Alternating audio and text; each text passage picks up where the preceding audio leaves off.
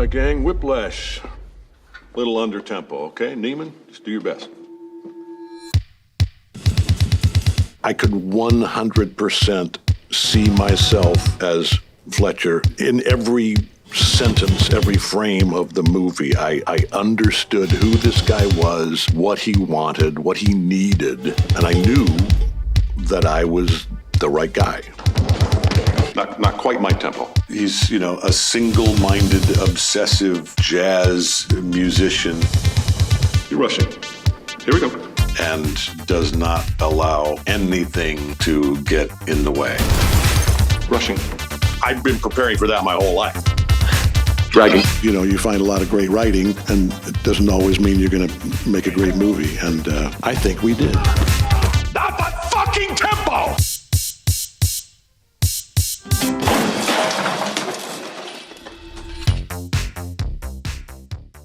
When I first met Damien, Jason Reitman sent me the script for the short and the feature film of this thing called Whiplash by this kid nobody had ever heard of.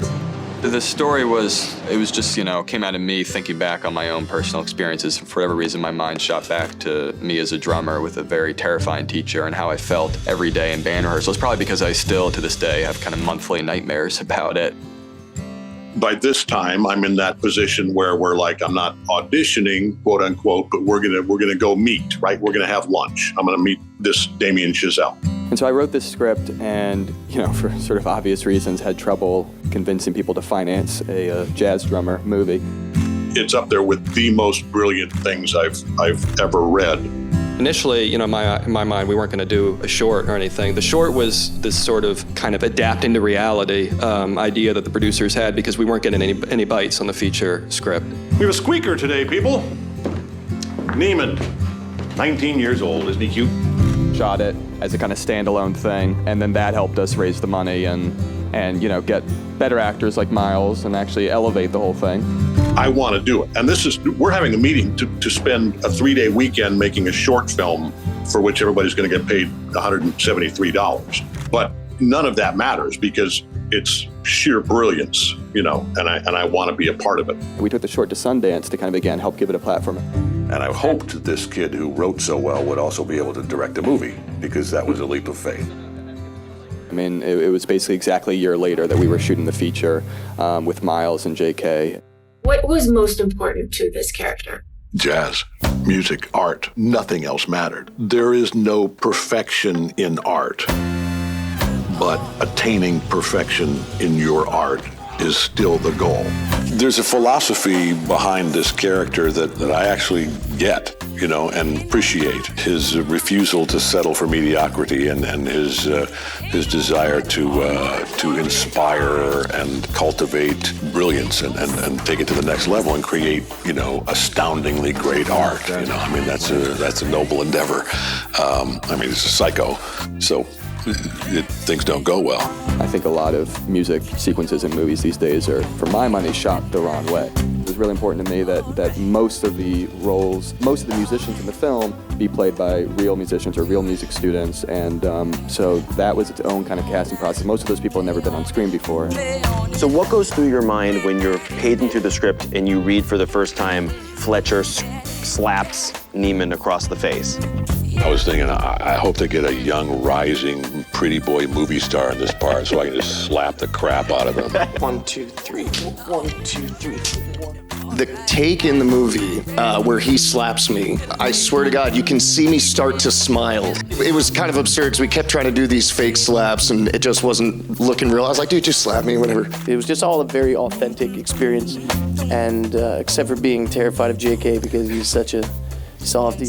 Working with Miles, we quickly developed a rapport and a rhythm of working together, and he's such a good listener, which is not something you always find, especially a young actor. The final product of the film is 95%, exactly as Damien wrote it, but that 5% that we ended up having the freedom to kind of create on our own was a really joyous part of the process. When I met Damien, he started to assure me that the conducting shouldn't intimidate me, and I said, "Why, I got a college degree. conducting and composing and singing at the University of Montana, so I got it covered. You were going to be a conductor. Yeah, that was the plan. I thought I was going to be Leonard Bernstein. My dad was a junior high general music teacher in Detroit. He was a significantly kinder, gentler conductor than Mr. Fletcher was. Were your parents very supportive of you? Our parents were incredibly supportive of whatever we were in. We were all singing and sometimes performing in plays and this and that. And they were very supportive of that. Music led Simmons to the Big Fork Summer Playhouse in Montana, where he got lead roles thanks to his singing, not his acting. So you weren't a good actor in the beginning? No, I was a god-awful actor. When I walked onto stage for the first rehearsal, it was just like, I am acting now. You know, I mean, it was, and I wish that were an exaggeration. It's really not. And I started learning how to not be a terrible actor. And it was a long and painful process for me and for the audience.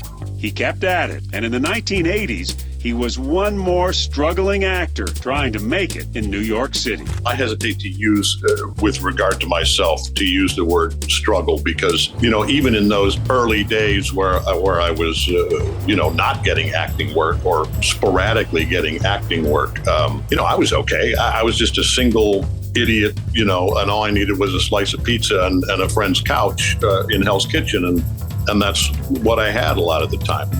I think if I genuinely had another truly viable skill set that I could have gone to, I might have done that, when I was here in New York in the early 80s, not finding acting jobs.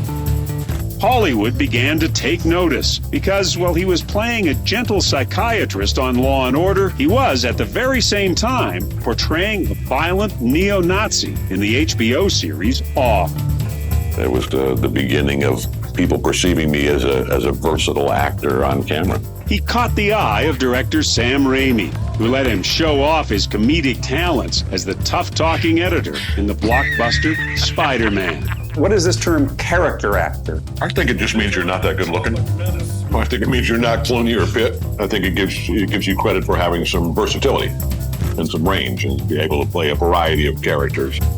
And what makes J.K. unique is that he can be the third or fourth guy in the room and do that real workman's job, but at the same time, given the opportunity, he can carry a scene. And in Whiplash, he carries the movie. I am so in love with your performance in Whiplash, and it's earned you your first Oscar nomination. It's great. It's cool. And obviously, the nature of my career, it's not something that I'm sort of accustomed to. You're a guy who, until recently, everybody knew your face. A lot of people didn't know your name. Yeah. That's changed. If you are what you say you are, a superstar. It's changing, yeah. I'm glad it's happening now and not 20 or 30 years ago or 40 years ago. I feel like I can handle it. I feel like I'm a grown-up, like it's not turning my head in an odd way. To start out at Sundance and win the Grand Jury Prize and the Audience Award, I mean, that tells you that this film is the kind of film that, critics are going to appreciate, audiences are going to enjoy and appreciate.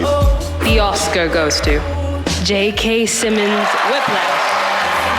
Maybe the most rewarding aspect of my career, that was certainly the biggest audience I was ever in front of. 100 times more people saw the Oscars than saw Whiplash. If I may, call your mom, everybody.